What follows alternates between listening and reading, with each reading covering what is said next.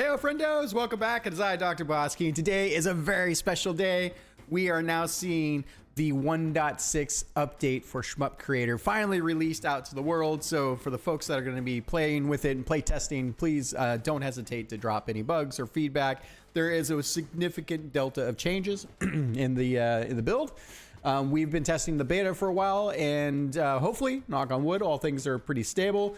There are some amazing features coming. So why don't we jump on into that? So over on the Discord server, if you haven't been here, you should come and check out the Shmup Creator Discord server. It's a fantastic small community of developers, of course, gamers, all kinds of folks. You know, we really pride ourselves on really helping each other out and helping just to keep each other going, you know, encouraged. All right, so let's look into this here. So nice job, Sunny 2000, by the way.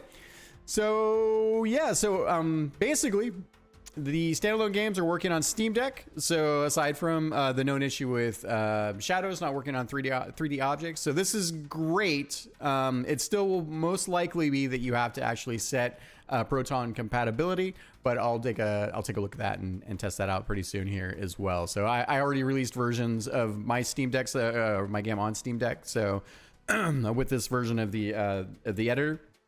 So I'm pretty sure you still have to set Proton compatibility, but that's great.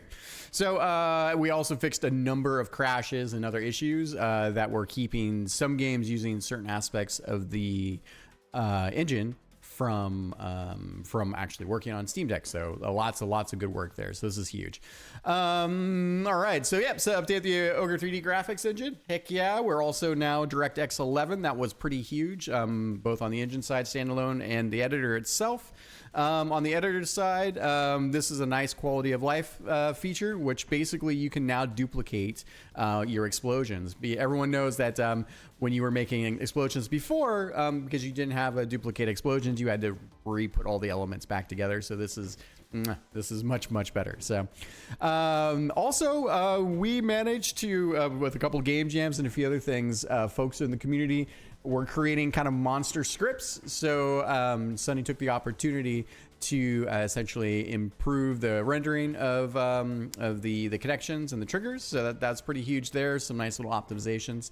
On the gameplay side, there's a new particle locator. So you can now choose whether you want that to be in front or behind the sprites. So actually super helpful. Sometimes you want particles to be in front. Sometimes you want them to be behind, depending on what your use case is and what you're trying to do. So this is actually pretty huge, especially since you can attach particles to the player, and you can do a lot of interesting, cool things because of that. So having that now exposed in all at the particle level is great. There's also super huge. So invisible enemy checkbox. So the really cool part here is that now when you click on an enemy, there's a checkbox for basically toggling whether you want that enemy to be invisible. And the best part about that is now you can use an enemy for advanced logic or state machine bits or advanced attacking behaviors. So now that it's you can turn off the rendering for it, you don't have to actually tuck all these things just outside of your essentially camera view space. So super. I can't express how creative this one change is going to allow everyone to be. So, and we've already been using it for a bit, which has been a lot of fun. So on the bomb cooldown property, add a cooldown duration for while it's not possible to launch a bomb. So it was possible to get too much bomb spam and was causing issues with some of the folks that are doing more creative things with bombs. So it's nice to have that little quality of life there.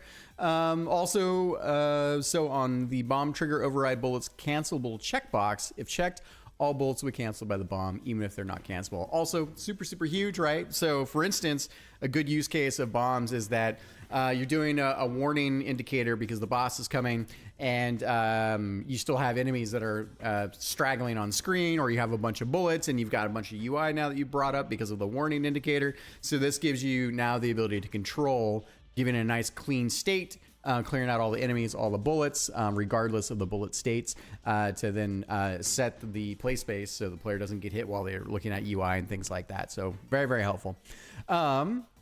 So let's see here. You can now connect weapon sets and kill triggers to the player. This is huge. This is huge. This gives you the ability to create all kinds of new aspects of weapon systems, because now you can also script with the gameplay objects, basically the directional inputs, just straight map to both digital D-pad and analog stick, our keys, of course. Yeah, I mean, the possibilities now to create gameplay that was not possible before is now available. So I'm really looking forward to seeing what people do with this in the community. Max weapon sets number is now 64. That's a whole lot of weapons. So previously we only had up to 19, 20 weapon sets. So now this again gives more opportunities to lean more into different types of player types, different types of weapon sets. This means you could possibly create different weapon upgrade paths. So for instance, in my game, we have a rapid shot, a power shot, and an auto shot. And currently, it wasn't possible to say each one of those could have like 10 upgrades. But now, because we have more weapon sets, you could technically do some fancy things with math to potentially have upgrades where each of the aspects then upgrade to different points on the weapon set progression. So super cool stuff there. On the controls, we talked about that a little bit there, but yeah, so this is huge. So you can now, this is super great also for, by the way, rolling your own UI bits. So if you want to roll some menu things or level select or character select, it is now possible to do that because you have the ability to track inputs, but also you have the ability to hide the player and use the player as like a fake position within your UI layout. So that's super cool. Analog trigger support, this is huge too. So basically the LT, left trigger and right trigger buttons weren't able to be mapped. We did a lot of good work to map the ranges now, so I'm very, very happy about this. Because you know, for me, what I found, especially as I'm working on my 1 credit clear with Akai Katana Shin, I often now am mapping the bomb button to L1 on the controller, so up here. And then on the L2, I'm often either mapping bomb down there or I'm mapping special like super up here, so that way I don't ever have to take my thumbs off of the face buttons. So it's just kind of nice to have things that you can split out a little bit more, which is pretty huge. So speaking of which, then there are now 8 possible buttons instead of 4. So, and there's some UI now on the editor, so you can expand how many of those buttons you want to use.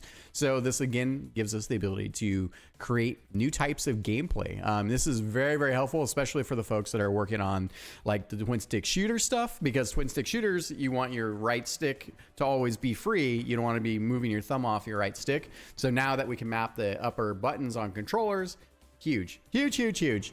We talked about that. So on the polish side of things, removed optimized background rendering feature is causing me issues. Yep, we've all seen that before, so that's kind of nice that it's just not there.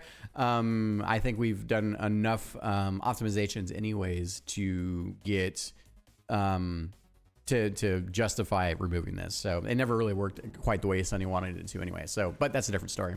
So, and also on the more pictures are preloaded to avoid hitches during the game. Yeah, so weapons, explosions, enemy sprite death. So with my game,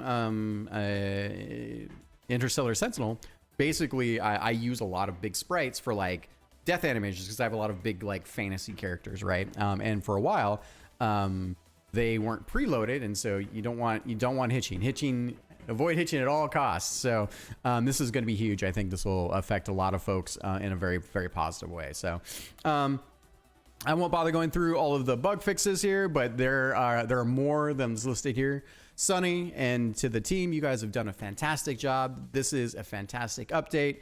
I'm really looking forward to seeing what folks do with it in the community. And again, if you have any questions or have any or need any help or advice on anything, don't hesitate to reach out. We're here. Talk to you soon. Thanks, everybody.